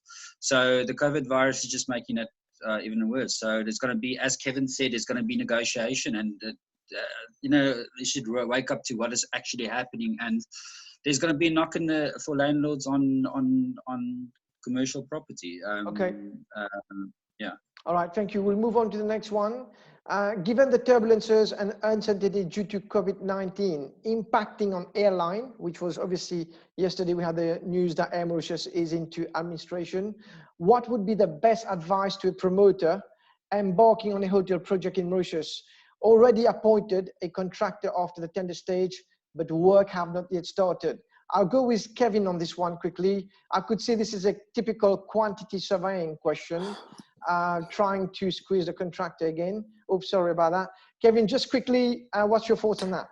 I think it's too soon to say. As we speak currently, I see a lot of downside risk. Like I said before, airlines are going belly up, tour operators are being squeezed, markets are being squeezed. So I don't know whether we can be eternal optimists that next year things are going to be great, but we don't know. I mean, the reason is, what if there is a second wave this winter in Europe? Yeah. So for me, I think it's very tricky. If I had to make the decision myself, if it was my own money, I wouldn't do it. That's me. Yeah. Okay. All right, Ken. Thanks for this optimist advice. Thank you very much. Let's move on to the next one. This one, I'm just going to read that quickly. The skill, expertise, and judgment of the valuer become more important in this unprecedented time. Mauritius being a small market, I think we've just talked about the valuation. Today, as inspection and investigation cannot be carried out, so we can't really go out at the moment doing evaluation. What are the challenges when dealing with desktop remote valuation based on restricted information? So I'll start with maybe Jess on that, because I know Rian will elaborate a bit more, but just what are the challenges? I mean, are we going to use drone? Are we going to use, mobile cameras? I don't know. I mean, what's your thought on that going in terms of Industry 4.0? Yeah, absolutely. I mean, you've seen some of my presentations before where I love talking about these Yes. types of new sort of game-changing. I know exactly why you chose me for this question. Yeah, I think things like that are going to just suddenly become worth their weight in gold. We're dealing with an assignment in Kenya at the moment where our head of valuations is based in Nairobi, and we've been engaged to value a property in Mombasa. So what do we do? So yeah, having that visibility, if it can't be done in person, then it can be done virtual. I mean, if we can do like surgeries through like remote control from the other side of the world, then surely we can do property inspections as well. But at the same time, there are other avenues that we're looking at as well. So as I said, things like scenario planning, modelling, that sort of thing as well. Just quick one as well before I get to Rian. I remember when you did your presentation in South Africa last year, you brought drones where lorries or vans could not get to, so you virtually could not go except from your bicycle. Could you just touch on that quickly? I just want to maybe share that with our audience here. How did you get to the challenge where you could not access things with cars and lorries and vans, but you got there with drones? Yeah, so the case study that I used, and it's actually my favorite case study in the whole world, it's a company called Zipline, and what they do is that their first pilot study was in Rwanda, which is a very small country, but it's very, very mountainous. The terrain is very inaccessible, and they work with remote clinics where rather than each remote clinic having their own stores of vaccines, of blood supplies, of medicines, and so on, especially with things like the cold chain that needs to be in place, they centralize the stores, and then the clinics can just call for their supplies via SMS. Wow. They put the supplies into a drone, and then something that would take 24 hours for a 4x4 to get to, this drone can drop it and it parachutes down in 20 minutes. So amazing. It's literally life-saving. And this has now been expanded into, I mean, they operate in Ghana. There's a separate company in the Western Cape in South Africa working with the Western Cape Blood Service. It's also starting to work in Kenya and Tanzania. So yeah, I mean, this kind of thing is awesome. Awesome. This for hours. Look, thank you very much for all the amazing work you're doing. Rian, just quickly, how is JLL approaching desktop remote valuation. I know you're one of the big leaders in the world, alongside Jess as well, I have to say that. Just quickly, how are you looking at remote valuation? Okay, I think for the challenges with dealing with desktop valuations is, I think it's only from an inspection point of view. So we'll still be getting all the information as per regular, you know, the financials and everything through in that. But, you know, we are typically set on, if we haven't inspected property before, we'd like to see that, you know, to see that it exists and everything's there. And then obviously your usual, you know, surrounding, getting comparables and looking at locality and things like that is important. I think there'll be a future shift to possibly inspections by drone or through Google Earth, but with heavy caveats as well in the valuation reports to say, you know, we haven't seen a property. If something materially changes from, you know, that happens, you know, we like to see most of the parts within a building. So as per usual, I think valuation reports will be caveat to say, you know, or first of all, from the RICS Red Book, you know, for uncertainty, you know, limitation of information, we'll have those caveats in. You know, the party that it goes to should be aware of that there's certain restrictions, there's certain things they can't see. But we normally caveat that, or a value will normally caveat that in the report to say, well, we haven't seen this, we haven't seen that. So if it proves to be different or something like that, you know, we've got a right to revise our valuation accordingly. So, okay, thank you. Kevin, just quickly, do you see this happening in Mauritius with your expertise in Africa? Do you see this happening? I mean, we have 80% of valuers on this platform right now. Do you see this happening? In terms of what? In terms of drones? Remote valuation coming up. And, and I think it will happen. I think I think the shift that I see, and I'm not saying this is only for valuation, is the power today and tomorrow is around data. And we all know there are the likes of Google and others who are collecting data. So the question I have is, who do I trust? Who will I eventually trust more? Is it Rian or Google? In terms of having the data and analyzing the data. And that's Google. A fundamental question we need to ask. I'm not personalizing the question here, but I think I can see a lot of things going to be very different in the next 5 years, you know, and that's why I use the word bot, because we are in the industry 4.0. So we cannot be in the industry 4.0 and we keep the same mindset of industry 3.0. Yeah, okay, all right, thank you. And also massive challenges for all the government staff as well, because the government, I know it does take time to adopt technologies. Many of you here are here today. So something, again, will need to be looked at with all the seniors in the valuation department. I'm just gonna try to get the last question. We've got touch on that. There's a question here I want to touch, guys, is the middle one.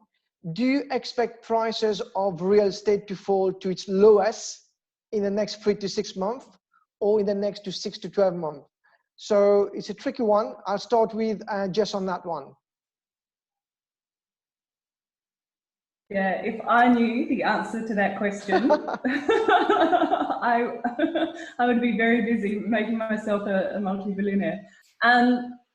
Look, it's absolutely impossible to say. We don't have a crystal ball. So I think I'm just going to repeat what I said earlier about scenario planning, in that you have to be able to adapt to situations where, yeah, you have your best case, a good case, an average case, a bad case, and a worst case. Yeah. And yeah, it might be that it bottoms out in the next 3 to 6 months and then follows one of the trajectories that Kevin spoke about earlier. Or who knows? I mean, I don't even want to talk about what worst case could be. Okay. So, all right. Thank you, Kevin. Just quickly, do you think this will happen in Mauritius? What's your thought on number 2 there before I move to Rian? Well, I agree with Jess, but one thing which I'm convinced is we're not going to see a spike in prices going up, basically, because we, as Mauritians, we're going to be poorer as a nation. So less money in the system.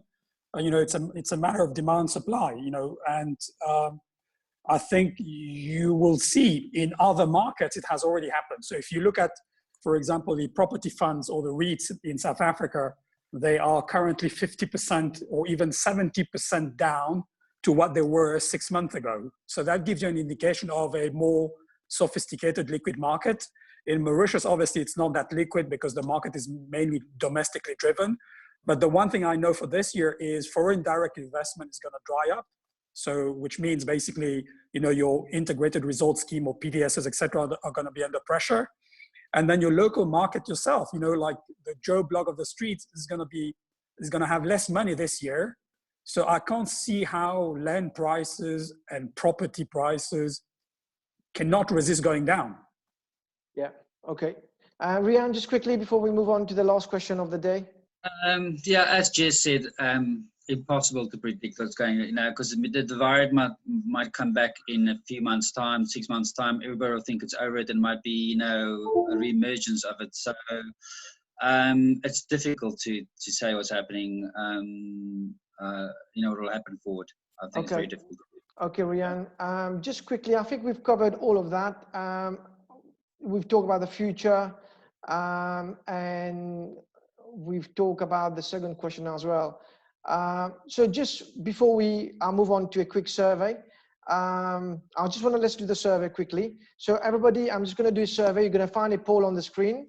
So I'm going to launch a survey with question number 1, and the panelists can vote as well. So here we go. So the question is, you have 30 seconds to answer it. Are you optimistic or pessimistic about the future of real estate? Yes or no? Just let's see as the votes comes in as well. So we got 20 seconds to go. So it's great to have the audience view here as well. Okay. So, hey, this is awesome, by the way. Yeah. So there's people, can you see that on your side, Kevin, as well? Yeah, you can see the percentage going up and down. No, I've got a blank screen. Okay, so people still voting in. Let's see. Please put your in. We've got 20 seconds to go. So technically 60 seconds to go. Wow. So I'm just going to stop the result and then move on to the next one. And then share result. So the result is, are you optimistic about the future of real estate? The audience right now, 100 participants, is yes, they are 60% are. So this is the resilience of the Mauritian, if you like. I'm going to move on to the next one. Allow panelists to vote. Next one is, sorry, I'm just, this is good. So do you expect capital values to drop? Yes or no? The panelists can vote as well. Wow, this is looking at yes, 100%, it's going at yes, yes, yes, yes. So I'm going to give you 15 seconds more as well to stop. Yeah, okay. So I'll share the result with you. This is whopping 92% saying capital values will drop. So I'm going to— Anil, if I may, this is interesting. This is interesting finding, 92%. And how does that relate to the first question? Yeah. Optimistic. Yeah. Optimistic. I'm going to go for the third question. We have 5 polls today. Do you expect market value of real estate to drop? Again, you've got 30 seconds to answer it as we're running out of time. 10, 5 seconds. Wow. I'll share the result with you, and it's going to be 87% expecting market value to drop. So again, ties in with what's the presentation today. I'm going to share the 4th one. This is a good one, actually. Is it the best time to invest in training? Everybody on the platform, is it the best time to invest in our employees? I know you're doing pay cuts, but RICS is giving free training. So are we going to tell them to do some freebies at RICS? So on this one, again, there's a lot of percentage saying yes, yes, yes, we want training, we want to be invested in. Again, so I'll stop the end of polling here and I'll share the result with you. So is it the best time to invest in training? 90% altogether saying yes, we want training. So to Jess and Rian and Kevin, watch out for that one. Stop sharing result. And then finally, we'll go for the last question. Oh, wow, this is a good one. How long do you think the market will take to recover? 6 months, 1 year, 2 years, or 3 years? That will be an interesting one to find out. Okay, so I'll give you 15 seconds because we really want to gauge what the audience Yeah, says on that Neil, I one. think you probably should have said 2 to 5, 5 to 10 years and beyond, you know, so I think that's very short term. So yeah, interesting result. I think you're going to be 3 years plus. Okay, so some people are still voting in. Please, I'll give you 5 seconds. We've got 90 voted already. Please put your question in. Okay, so end of polling, share result. So we've got 6 months, 2%. So 1 year, 15%. 2 years, 50%. So in 2 years' time, we should be back on track. And in 3 years, 34%. So interesting there. What's your thought on that, Kevin? Starting with Kevin on that. Is that a realistic one? Yeah, because I think like I said to you, you know, if we contract by 15 to 20%, it's going to take us at least a good 3 years to be back to where we were as a GDP of the country. Wow. And there are so many unknowns, Anil. There are so many unknowns currently. Yes. Rian, what's your thought on that? Do you think 2 years South Africa will pick up where you are? I know Kevin is in SA as well. Do you think that will pick up, Rian? Difficult. I mean, it's difficult to say. I think it's going to be downward pressure, you know, from tenants on rental payments. There's going to be a lot of fallout. I think this is just a start. There's going to be fallout probably from other industries not, you know, surviving. But also on the optimistic side, you know, things changing into different, you know, jobs and things and positions being created. So a shift maybe in focus and a short term and then an uprise. So I think, yeah, 3 years, I think more, my vote was in 3 years. So, okay. Yeah. All right. Thank you for letting us know you did 3 years. So we'll count you on that one. Jess, quickly, what's your views from your side in terms of Kenya, Indian Oceans and Mauritius? Yeah, I think the 2 years with the majority of the responses there seems realistic. So my take on that definition of recovery is not to say that within 2 years we're going to be back to where we were 6 months ago. So to me, recovery means that we've reached some sort of stability and at least a better equilibrium between supply and demand. Yeah, okay. and that I think is possible in 2 years. All right, thank you very much indeed. Thank you, everybody. I just want to check quickly the question. I think we've covered most question there. There are a few things there, but I think we've covered most of it. And we've done our poll. So I just want to show you a quick video before we conclude how real estate 60%. In fact, RIS mentioned that 70% of global wealth is in land, property, construction, and real estate. So let's have a quick video before we conclude.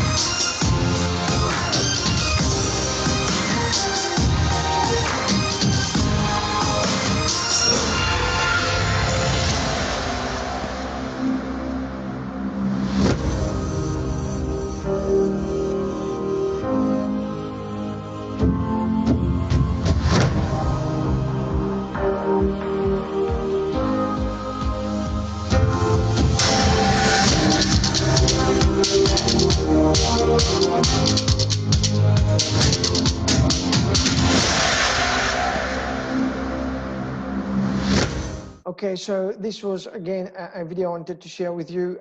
Finally, before we conclude, this is a book I've been reading a few years ago, and it's The Future of Real Estate, and it's with Carlos. It's around £15, so looking at 1,000 rupees, and he goes on about development is motivated by 5 disruptive tendencies: technological acceleration, new demographic, changes in global economy engineering, the emergence of the new exponential organization and new media.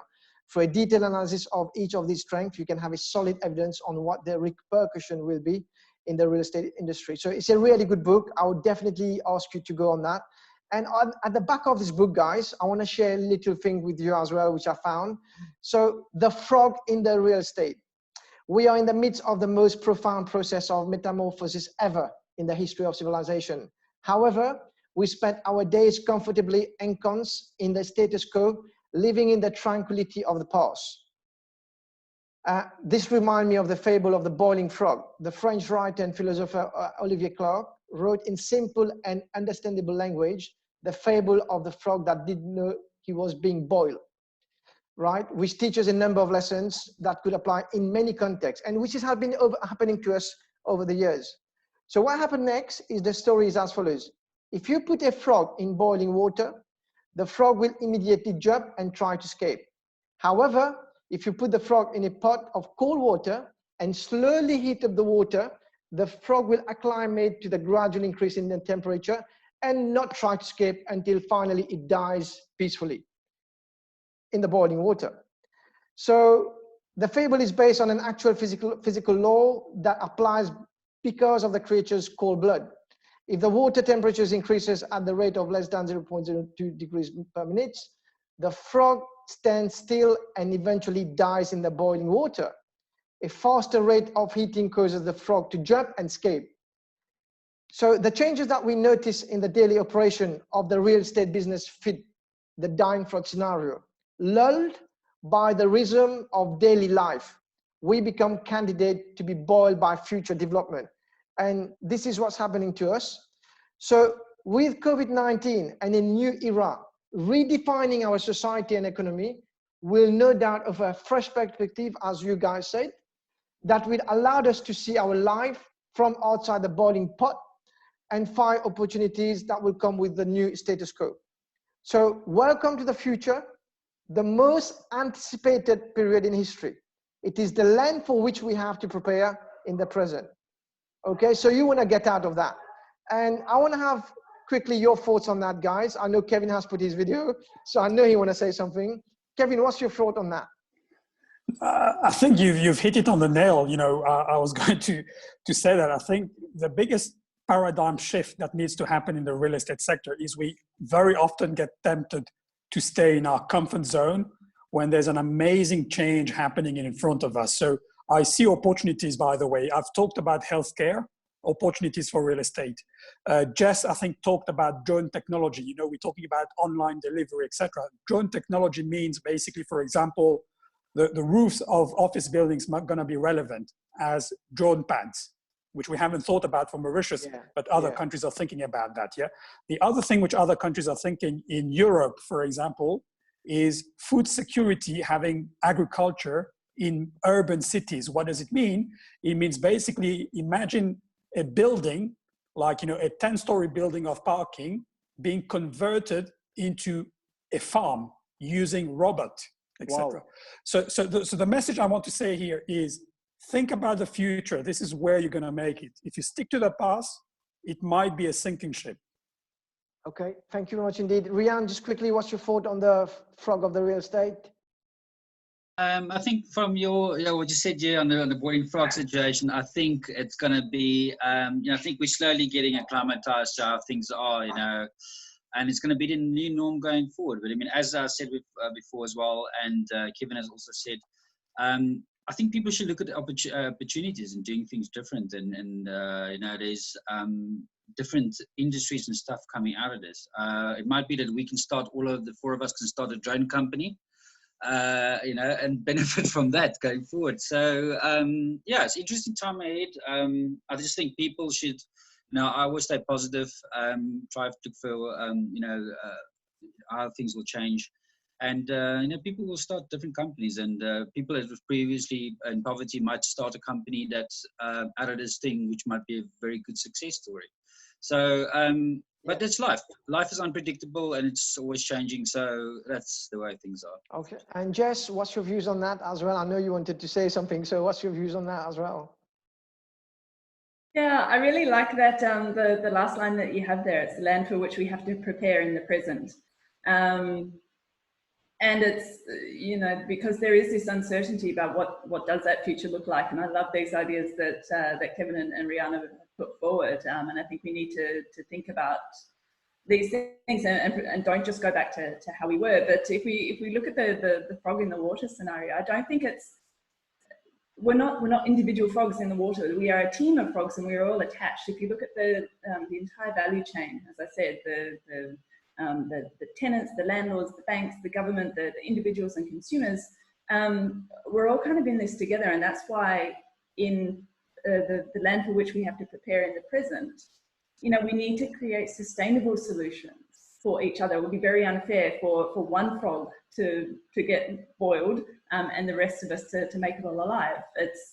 We all have to get through this, and we all have to develop these sustainable solutions that are mutually beneficial for everyone.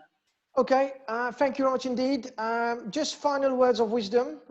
This is just picked up, it's been 3 hours ago now. Bill Gates has written an article about the future corona vaccine, maybe the fastest humankind has ever gone from recognizing a new disease to immunizing against it.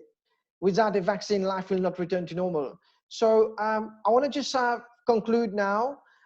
Kevin, final word of wisdom to the Mauritian community right now and to all the people listening. We've got 92 still here listening to us. Kevin, you've been a great speaker. We know you well as well. So thank you very much indeed for your time.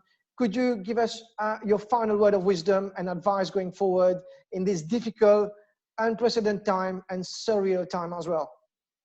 Yep, no, absolutely. I mean, we're going to come out of it, yeah, and we're going to come out stronger if landlords and tenants get together and they will have, everybody will basically have to share the burden. Make no mistake, we will not be able to pass on the sacrifice to others.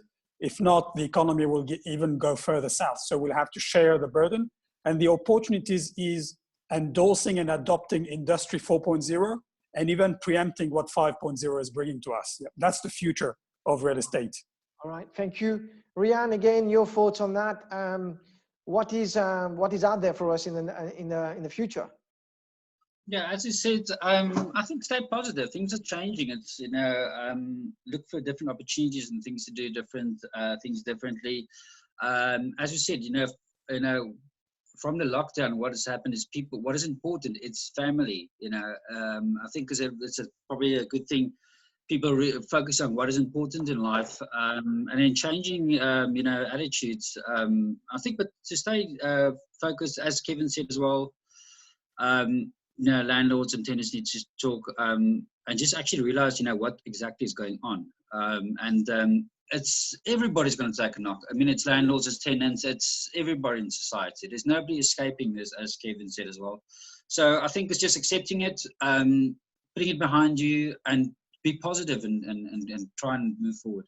Jess, thank you, Rian. Thank you very much indeed. Jess, final word from you as well, just to finish off.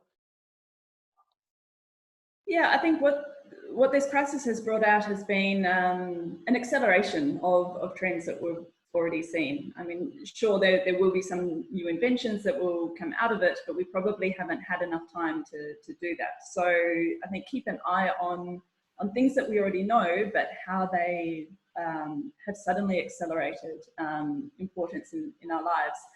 And yeah, it comes back to that issue of sharing. Sharing that burden between all the stakeholders, sharing information, you know, sharing opinions, sharing knowledge. Yeah, nobody's going to come through this alone. So I think on that note, the type of discussions that we have had here this evening become exponentially more important. So yeah, I think on that note, thank you for organising, and yeah, looking forward to the next one. Yes, Rian want to say the final word as always. Sorry about it. I just want to say thanks to Neil for the invitation. I think it's a very quite an interesting panel. I think there should be something regular going forward. maybe every 2 weeks, you know, if you want to do it, maybe every week. I don't know, you want to structure it. I'm very, you know, keen to join. But I think it's quite important for people to talk, you know, and get in touch, stay in touch going forward. It's definitely a very good initiative going forward. So thank you for the invitation and the opportunity to be part of the panel. Kevin, do you want to say something? Totally endorse what Rian has just said. I think, Anil, first of all, fantastic job. You know, I'm so happy to see energized, amazing Mauritians like yourself. Keep it going, my friend. Yeah, we need more of you in Mauritius. So thank you, guys. My final question to you all, and it's a very important question. I'll just move on to the next slide. Obviously, the next CPD is on health and safety on site. COVID-19 next Wednesday. Hopefully that will work. We'll have also leadership through uncertainty.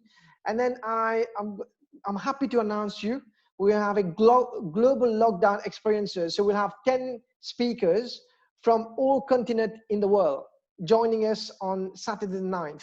So we'll have people from Venezuela, Canada, Australia, Delhi, Nigeria joining us on a platform where we'll really share our experience on global lockdown construction industry.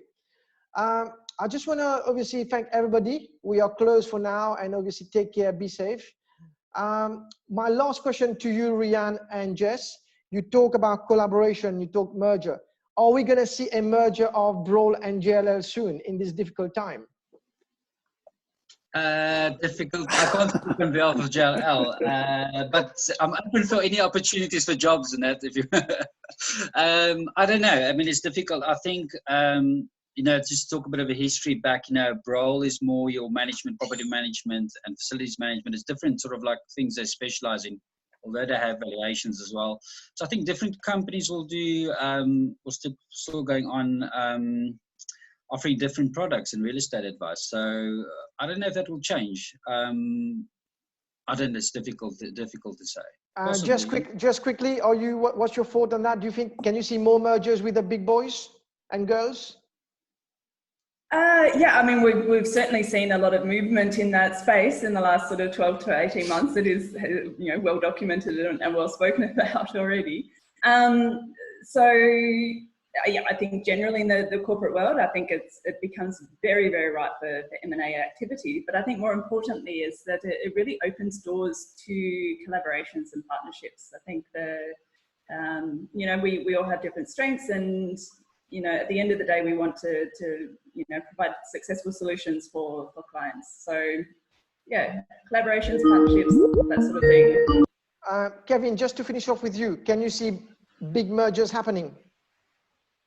Yeah, I think you're going to see it across the board. I'm not saying JLL and Broll, but you're going to see mergers happening in the hospitality sector in Mauritius or elsewhere.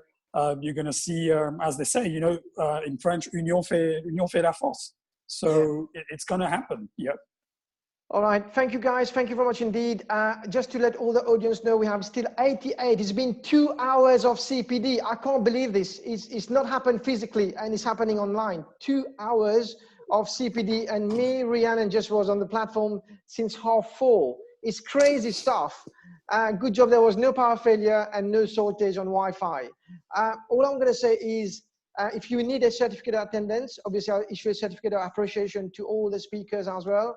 But to the audience, please email me, and then I will get you a certificate of attendance for 2 hours of CPD. Finally, I just want to say massive thank you for your time, dedication, effort to all the speakers. Without you, this groundbreaking real estate would not have happened in Mauritius. So without you guys and all the participants joining for 2 hours, I can't be super grateful enough. You know, I'm indebted, full of gratitude for you guys, and we will do it again. I mean, I will be driving it with you guys, with your support, and we'll find our different team as we go along to see how we can make that work. So thank you very much. It's been recorded. You're going to have a recorded YouTube. I will be looking to, I've learned new skill as well as an editor during COVID, is how to cut and paste YouTube and split videos and things. So I'm going to do this as well, hopefully after we cut. So guys, thank you very much indeed for all your time. Thank you, everybody. And we'll see you for the next one. So thank you, everybody. Okay. All right. Bye. Bye. Bye. Bye. All right. Bye. Cheers. Bye.